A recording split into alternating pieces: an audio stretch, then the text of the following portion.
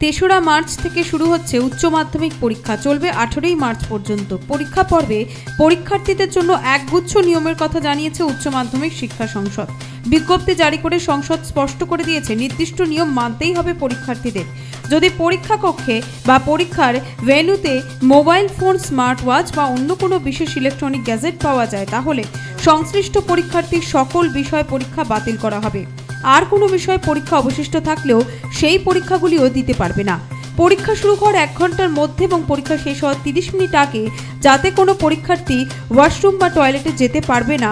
মাঝের সময় কেউ ওয়াশরুম বা টয়লেট পেলে সেখানে যেতে পারবে, তবে প্রশ্নপত্র, উত্তরপত্র বা অন্য কোনো কাগজ সঙ্গে নিয়ে বা পরীক্ষা কক্ষে নিয়ে আসতে পারবে না।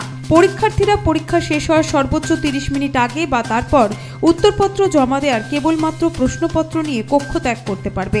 পরীক্ষা কক্ষে কোনো নিয়ম বহির্ভূত কাজ করলে সংশ্লিষ্ট পরীক্ষার্থীর ওই উত্তরপত্র রিপোর্টেড এগেইনস্ট অর্থাৎ RA করা হবে। সংশ্লিষ্ট পরীক্ষার্থীর ওই উত্তরপত্র ম্যালপ্র্যাকটিস এবং মিসকন্ডাক্ট ইনকোয়ারি কমিটির সামনে উপস্থিত হয়ে জবাবদিহি করতে হবে।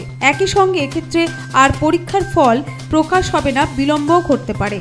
Bureau report, Nobel Bangla.